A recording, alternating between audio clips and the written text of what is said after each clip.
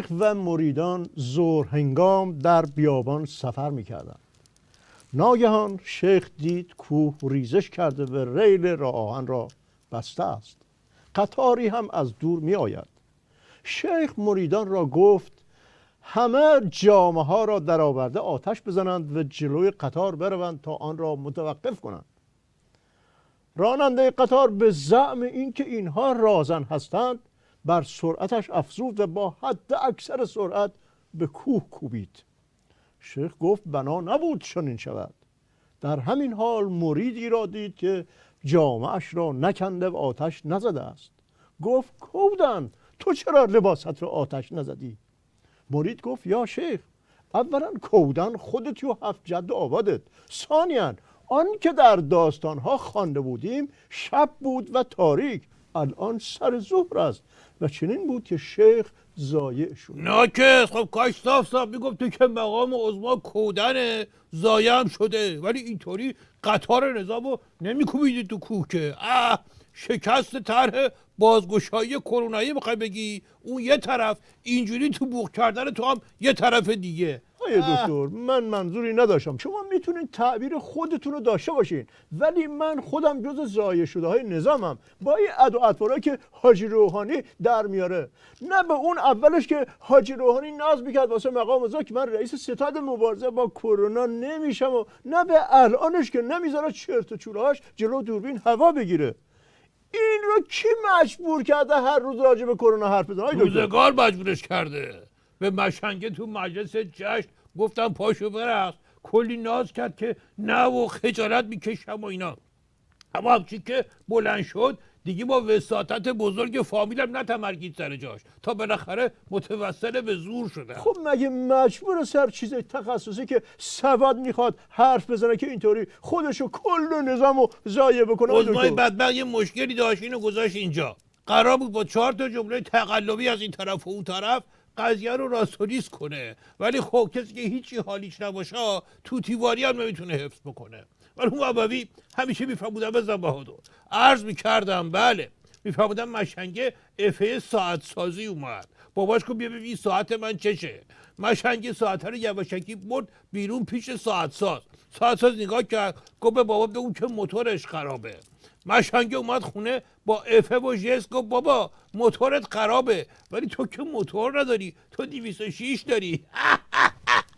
روشن شد یه همچین بزنم که بری دنبال موتور با 206. آیا دکتر این تهدیدی که سلامی کرده که ناوای هواپیمابر آمریکا نزدیک قایقای ما نشن وگرنه غرقشون میکنیم منو خیلی ترسونده. چرا تو رو ترسونده؟ چون اونا که نمیشناسنش ممکنه جدی بگیرن، فکر کنن یه مقام نظامی این حرفا رو زده. نه ترس، همون دفعه که رفتن قپی بیا با یه صدای بیسیم سرتر کردن و دفرار دیگه شناختنشون.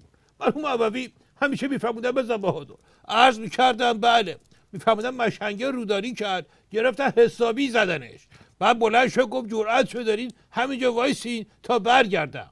رفت 1 ساعت دیگه برگشت ببینه رفتن یا نه، گرفتن دوباره کتک زدن. این بیچاره سلامی فقط انقدر فهمید که عظما گفته افه اقتدار بیا، دیگه بقیه‌شو بلد نبود. یه بار کرونا یاب درست کرد. اون در قابلمه رو میگه؟ نه در قابلمه نبود، لنگه سنج بود. اون یکی لنگش رو تو رژه برای بچه سپاه بلند کرده بودن. خلاصه کرونا یاب فقط خود سلامی رو نشون میداد. یه بار ماهواره هوا کرد که هنوز نرفته معلوم شد دوربینشو رو کامپیوتر اون آذری جهرومی مشنگ واز کردن بستن به ماهواره.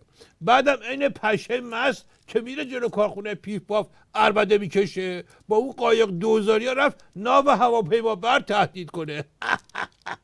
الان نمیدونیم چجوری جمعش کنیم این مشنگو.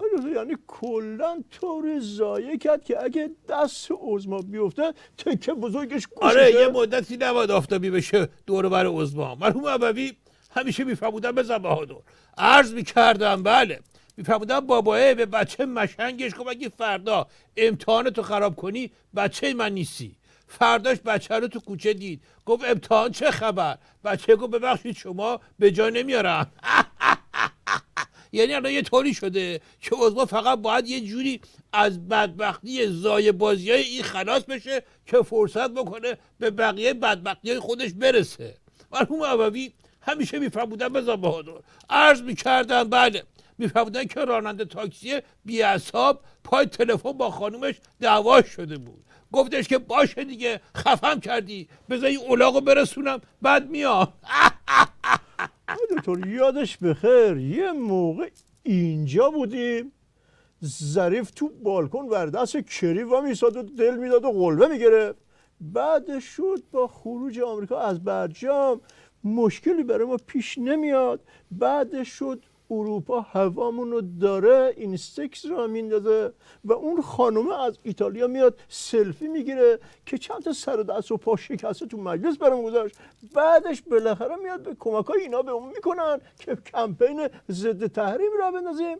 الان شده تو رو خدا حزب الله نور چشمی مقام عظما رو نبرین تو لیست و جان مادرتون اون دیپلماتمون که با بمب گرفتینشو بیخیالش بشین. منم میگم خاک بر سرت بکنن ظریف مشنگ. اینو من خودم گفتم. آره. فکر کرده بود وقتی دارم میفرستن یک سفر خارجی واسه اینی که آب و هوای خودش عوض بشه. شعورش نمیرسید که اون کاره واسه عظما مهم بود که ارزش رو داشت انجام بده. مرحوم عووی همیشه میفرمودن بزن بهادر. عرض میکردم بله، میفرمودن که مشنگه رفت خرید واسه خونه، یه 2 کیلو گوجه و 1 کیلو پیاز و اینا دستش بود، یک موتوریه زد بهش به فراش داد، دستش شکست و از این حرفا. تو بیمارستان باباش اومد عیادتش، بالا تختش آروم سرش آورد نزدیک، گفت بابا جون اون گوجه اینا که خریده بودی نفهمیدی چی شد؟ دکتر وزارت خارجه نظام دوباره اومد افکت دیپلماتیک گیره ولی به جای حرف زدن راه رفت. آره. گفت ما دنبال تامین ثبات و امنیت منطقه هستیم، ولی 3 خط پایینترش واسه آلمان خط نشون کشید که چرا حزب الله رو بردی تو لیست، ما هم افسر پاره میکنیم. اصلا این افهای دیپلماتیک هیچ وقت به هیچ جای نظام نیومده. مرحوم عووی همیشه میفرمودن بزن بهادر. عرض میکردم بله، میفرمودن که مشنگه کشته مرده این بود که وسط صحبتاش سرفه کنه بعد بگه پوزش میطلبم چون خیلی کلاس داره، ولی همیشه وقتی که زور میزد سرفه سناتوری بکنه از این عطر خرکی ها میزد که کل ساختمون میلرزه و دور بریا باید چتر بگیرن دستشون. از اینا میکرد. چند تا زهر ما رو خفشی الهی گیرش میمد. شعورشون هم نرسید اینا که خط رفع تحریم شکست خورده، باید دیگه این کارا رو ول کنن، با دکترین کمپوت و آب میوه برن جلو. یعنی شاید دکتر کمپوت آب میوه یعنی مظلوم نمایی. مرحوم عووی همیشه میفرمودن بزن بهادر. عرض میکردم بله، میفرمودن که مادر مریض شده بود، کلی از فامیل اومدن عیادتش، کمپوت و آب میوه آوردن واسه شون، خیلی به اهل خونه چسبید، تصمیم گرفتن آب میوه که تموم شد دفعه بعد پای باباشون رو بشکنن. روشن شد یه همچه بذارم که بستنی بشی برات آب میوه و کمپوت بیاری. آیه دکتر به جای اینکه ایده شکستن پای مقام عظما رو تداعی کنین ازش بخوان که خودش بیاد و سر و سامون دادن به اوضاع احوال رو دست بگیره. قربونت برم اون بدبخت بیچاره خودش به دره، این همه مشنگ دیگر رو کجا ببره؟ به خسیسه گفتم بیا خون بده، گفت والا خودم خون کم دارم نمیدونم منو تا خونه میرسونه یا نه. الان از نظر استراتژیکی مقام عظما به این نتیجه رسیده که اینطوری نمیشه، قبلا هم به این نتیجه رسیده بود که اونطوری هم نمیشه، راه دیگه هم که نیست، یعنی کلا نمیشه. آره آیه دکتر خیلی معذرت میخوام از حضورتون، شما مقام عظما رو قرار دادید توی این بنبستی که بابا دیگه بنبست عظما رو میدازی گردن من میشی بابا. چه بدبختی هست که بابا بنبست تو خودت سر مقام عظما